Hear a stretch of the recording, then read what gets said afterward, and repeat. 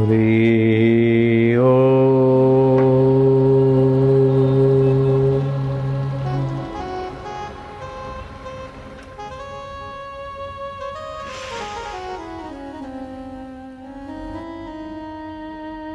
मनुष्य का संपूर्ण कल्याण करने की शक्ति कर्मों में नहीं है।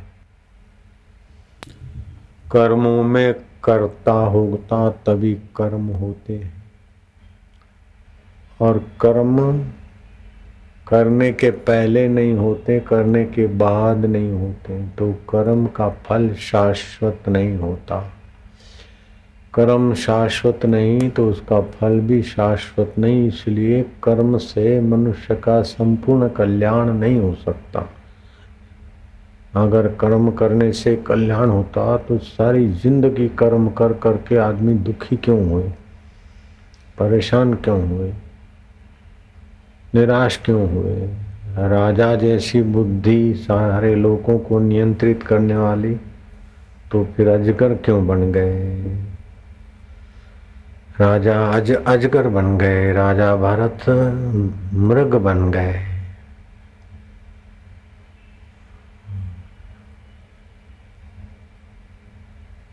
तो कर्मों में संपूर्ण कल्याण करने की शक्ति नहीं है, क्योंकि कर्म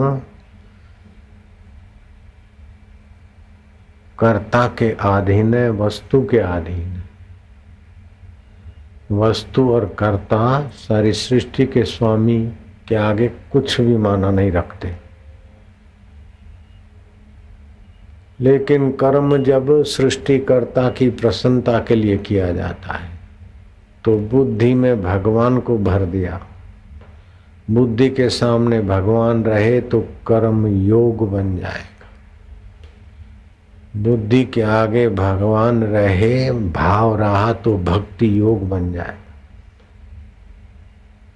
बुद्धि के आगे आप बुद्धि के पेट में, अपने इच्छा के पेट में भगवान की प्राप्ति रखोगे तो कर्म करते निष्काम भाव से वासना का पेट फाड़ के भगवान प्रकट होंगे। बहुत ऊंचा प्रश्न पूछा है व्यास मुनि ने शिप्रा तट पर। शिव की पूजा किस प्रकार की जाती और कितने प्रकार की पूजा होती है। भगवान वेद व्यास जी ने सनकादि ऋषियों से पूछा है। स्कंद पुराण में ये बात आती है। तो सनकादि ऋषियों ने कहा कि एक मानसी भक्ति होती है जिसमें भगवान का ध्यान धारणा बुद्धि से किया जाता है। भगवान के अनेक स्वरूपों में भगवत सत्ता एक है। इस प्रकार का बौद्धिक निर्णय और मानसिक चिंतन, इसको बोलते हैं मानसी भक्ति। दूसरी होती है वाचिक भक्ति, स्तुति करना। तुम परमात्मा हो, सर्वसमर्थ हो, सर्व के कर्म के प्रेरक हो, कर्म के नियामक हो, कर्म के फलदाता हो। सो जाने के बाद भी हमारा साथ नहीं छोड़ते और मृत्यु के बाद भी आप हमारे प्राण चेतना के साथ नहीं छोड़ते। इस प्रकार भगवान की स्तुति ये वाचिक भक्ति है। त्वमेव माता च पिता त्वमेव आदि करके भगवान में शांत होना, ये वाचिक भक्ति है। तीसरी होती है कायिक भक्ति। संयम करे, हराम का अन्न ना खाए, दुर्गुण दुराचार से अपने को बचाए। संयम और व्रत उपवास का आश्रय रखकर अपने कुल नियम को पालते हुए भगवान का आराधन करना, ये कायिक भक्ति कही गई। व्यास भगवान को सनकादि ऋषि कहते हैं कि मुनिवर, चौथी होती है लौकिक भक्ति, आम आदमी कर सकता है। जल, दूध, घी, दधी, चंदन, पंचामृत आदि से भगवान की पूजा अथवा षोडशोपचार से नारायण की पूजा, गंध, धूप, गुगुल आदि, माला, स्तोत्र पाठ, झंडा चढ़ाना, पताका फरकाना, व्यंजन, नृत्य, वाद्य, गीत, ये सभी प्रकार की लौकिक भक्ति में गिने जाते हैं। हे व्यास मुनि जी, पांचवी होती है वैदिक भक्ति। महेशा नाम परो देवो महिन्मो नाम परास्तुति, अघोरा नाम परो मंत्रो नास्ति तत्वम गुरु परम। इस प्रकार वैदिक मंत्र सहित हविष्य, आहुति आदि देना, अपने अपने इष्ट के प्रति, और फिर शांत आत्मा होना, ये वैदिक भक्ति कहा जाता है। और छठी होती है आध्यात्मिक भक्ति, जिसमें प्राणायाम करके भगवान का ध्यान करते करते सर्वज्ञ सर्वसमर्थ बुद्धि का प्रेरक चैतन्य ईश्वर सबके स्वामी में निष्फुर हुआ जाता है। फिर मन का फुर ना उठे तो फिर भगवान का उच्चारण करके शांत हो जाए।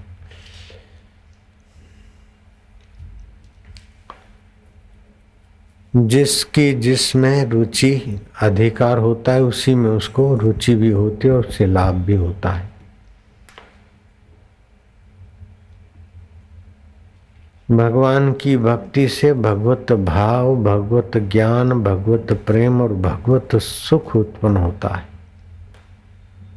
संसार के सुख का दुर्भाग्य यह है कि मलिन अंगों के साथ एकाकारता के बिना संसार का सुख नहीं मिलता। ध्यान देना, मलिन अंगों के साथ तादात्म्य किए बिना, एकाकारता हुए बिना संसारी सुख नहीं हो सकता है। संसारी सुख 5 प्रकार का है: देखने का, सूंघने का, सुनने का, चखने का और काम विकार स्पर्श करने का। आंख से कीचड़ बहती है, निकलती है, उसके साथ नश्वर चीजों के साथ तादात्म्य किए बिना देखने का सुख, तुच्छ फिल्म के पर्दे के साथ आंखों के साथ जुड़े बिना देखने का सुख नहीं होता। ऐसे ही नाक और बाहर के परफ्यूम के साथ एकता किए बिना सुगंध का सुख नहीं होता। जिसमें बैक्टीरिया, थूक और बदबू भरी है, ऐसे जिह्वा आदि के साथ एकता किए बिना व्यंजनों के सुख का अनुभव नहीं होता। सही कान में से खरुद निकलती, मैल निकलती है, वाहवाई का सुख कान से एकता किए बिना नहीं मिलता। और पति पत्नी के हाड़ मांस मलमूत्र वाले शरीर के साथ एकता किए बिना सेक्स का सुख नहीं अनुभव हो सकता है। मलिन शरीर के साथ एकता किए बिना संभोग का सुख नहीं होता। ये सारे सुख पशु, नीच योनियों में पक्षी आदि जीव जंतु भी भोग भोग कर नाश हो रहे। मनुष्य इनका उपयोग करे, खाने का, बच्चा पैदा करने का, ये वो नियंत्रित व्यवहार करे। बाकी का श्री हरि का ध्यान, हरि का ज्ञान, हरि का चिंतन और हरि के सुख को अपने हृदय में प्रकट कर सकता है। जो पाप ताप और वासना हार ले और अपना सुख शांति भर ले, उस सत्ता का नाम है हरि। हरति पातकानि शोकानि दुखानि इति श्री हरि।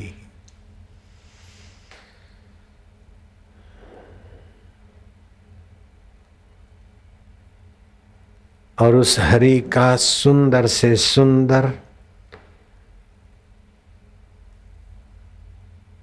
सुख पाने के लिए सुंदर उपाय है कि राम नाम जब सुमरन लागा, कहे कबीर विषय सब भागा। नाक से परफ्यूम का आकर्षण चला गया जब भगवान का प्रीतिपूर्वक सुमरण किया। काम इंद्री से हाड़ मास का आकर्षण कम होता गया जब राम नाम का सुमरण किया। रावण के पास इतना सारा वैभव है, विद्या है रूप बदलने की, आकाश में उड़ने की, लेकिन इन मलिन सुखों में ही सतबुद्धि होने के कारण रावण से इतना बड़ा भारी अपराध हुआ कि सीता जी को भी काम नजर से, विकारी नजर से देख लिया और उनको अपनी भोग्या बनाना चाहता था। बाहर के भोग पदार्थ कितने भी जीव को मिले, जब तक भक्ति ज्ञान परमात्मा विश्रांति नहीं मिलती तब तक उसी तृप्ति नहीं मिल सकती, संतोष नहीं मिल सकता है। तुलसी रघुवीर हरि गुरु कृपा बिना जिय की जरनी न जाइए, तपन नहीं मिटती।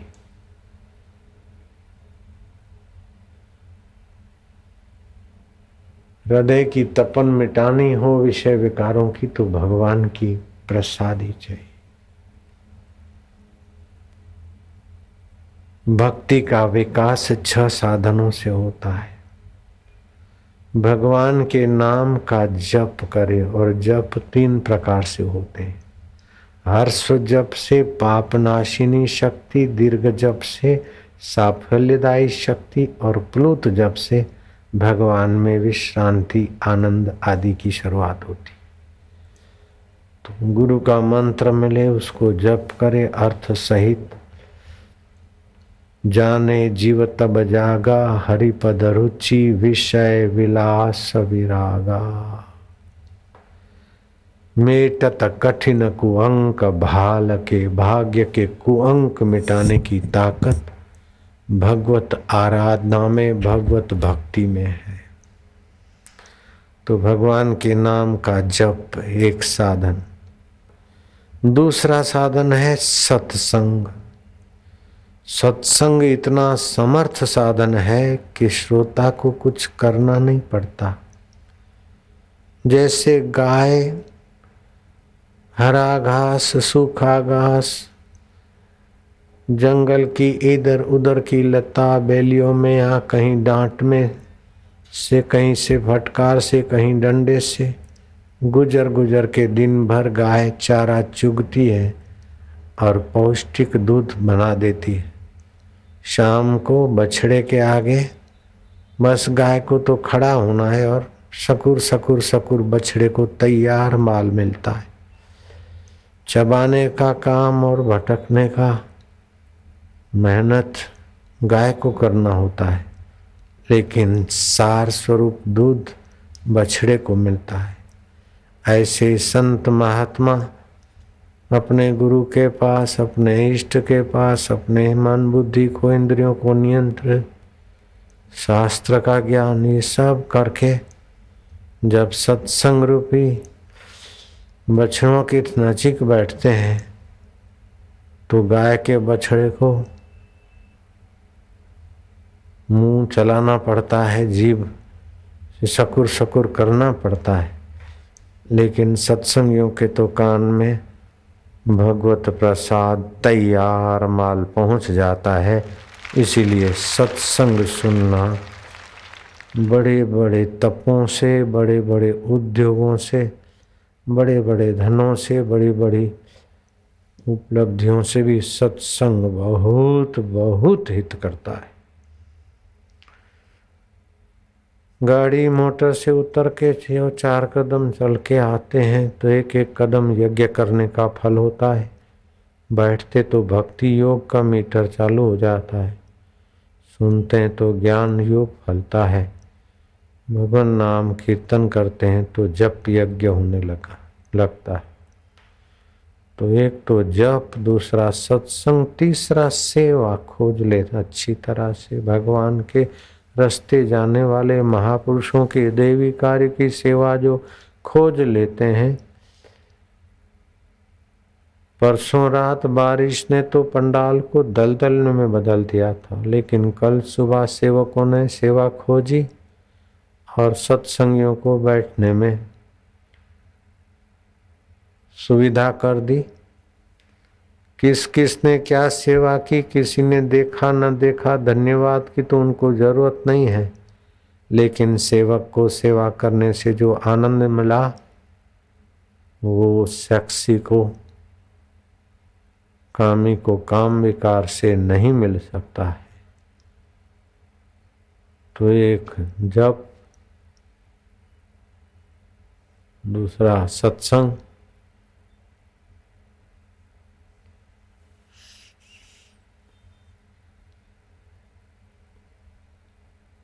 तीसरा सेवा, चौथा कीर्तन, पांचवा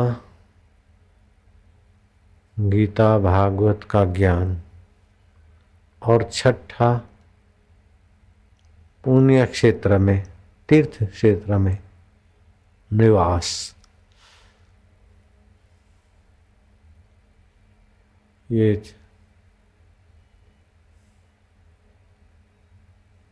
कल्याण कर देते, कल्याण। ओम ओम आनंद। भक्ति के सुख को, ज्ञान के प्रकाश को जागृत करते और विकारी आकर्षणों से बचाव कर देते। राजस्थान में वायु और पित्त की प्रधानता होती है। शरीर में आम हो, बम्बई, सूरत, मद्रास, समुद्र स्थानों पे रहने वाले लोगों का स्वास्थ्य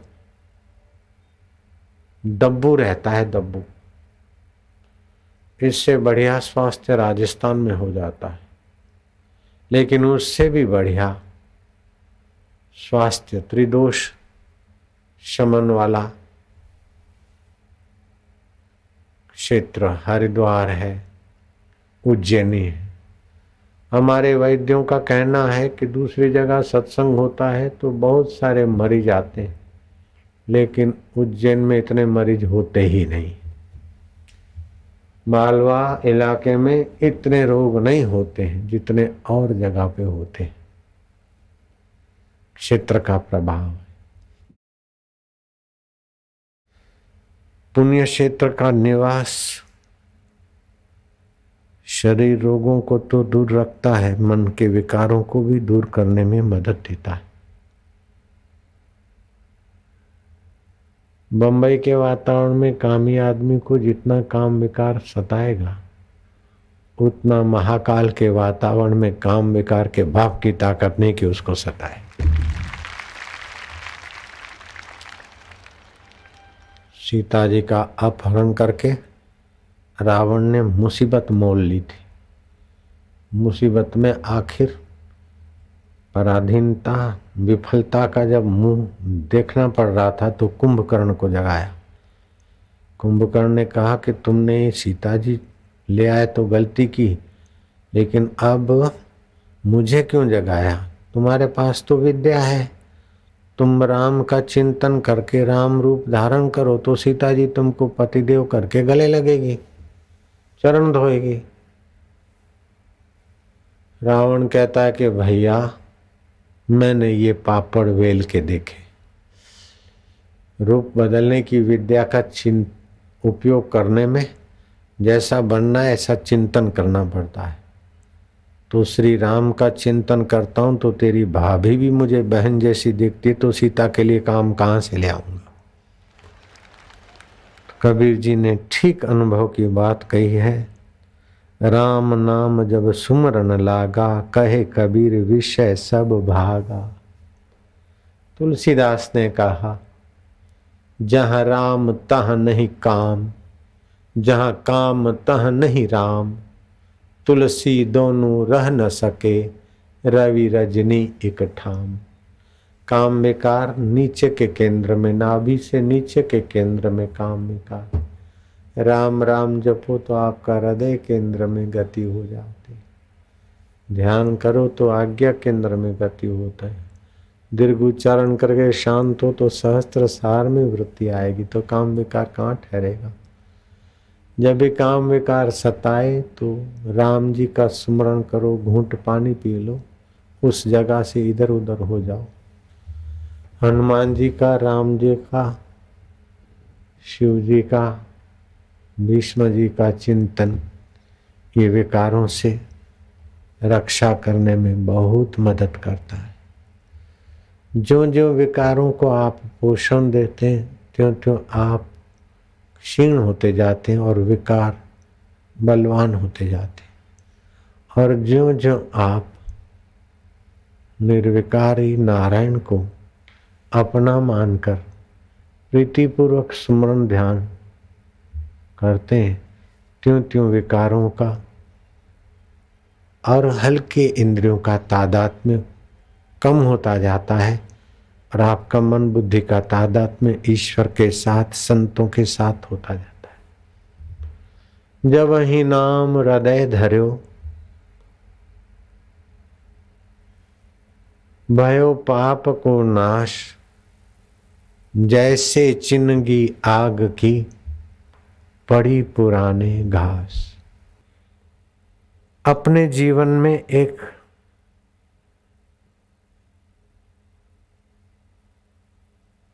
उद्देश्य बना लो कि असत जड़ दुख रूप शरीर में बदलने वाले संसार में हमें सत्य चित्त और आनंद सुख रूप को पाना है। नश्वर में हमें शाश्वत को पाना है।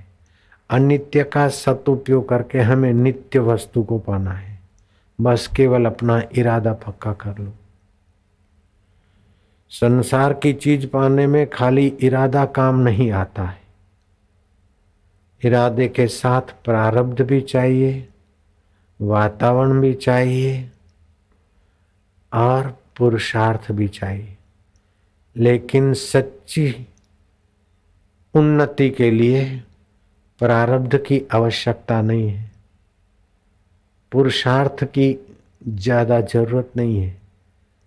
क्योंकि सच्ची चीज तो परब्रह्म परमात्मा का सुख है। सत्य तो परमात्मा है जो मरने के बाद भी हमारा साथ नहीं छोड़ता। हम सो जाते फिर भी जो हमारे साथ सत्ता स्फूर्ति और चेतना देकर रक्त वाहिनियों में सब काम करवा रहा है। जो हमारे नेत्रों के द्वारा देखने की सत्ता और कान के द्वारा सुनने की सत्ता, मन को सोचने की सत्ता देता है। सोच और देखना बदल जाता है फिर भी जो साक्षी नहीं बदलता वो मेरा दिलबर देवता, मेरा प्यारा सच्चिदानंद है। ओम नमो भगवते वासुदेवाय। हमारा बुद्धि का अधिष्ठान परमात्मा, हमारे मन का एक छोर परमात्मा है और दूसरा छोर ये 5 विकार है। हम महत्व किसको देते हैं? अगर दुनिया की चीजों को महत्व दिया तो लोभ विकार बोलेगा अभी और अभी और अभी और। धनाढ़यों में नंबर 1 बनूं तो दूसरा भी 2 नंबर वाला भी बोलेगा 1 बन। लेकिन नंबर 1 वाले नंबर खोकर कहाँ गायब हो गए। इतिहास उनके लिए हाय हाय पुकारता है। कह रहा है आसमां ये समा भी कुछ नहीं, रो रही है शबनमें ये निजारे कुछ नहीं।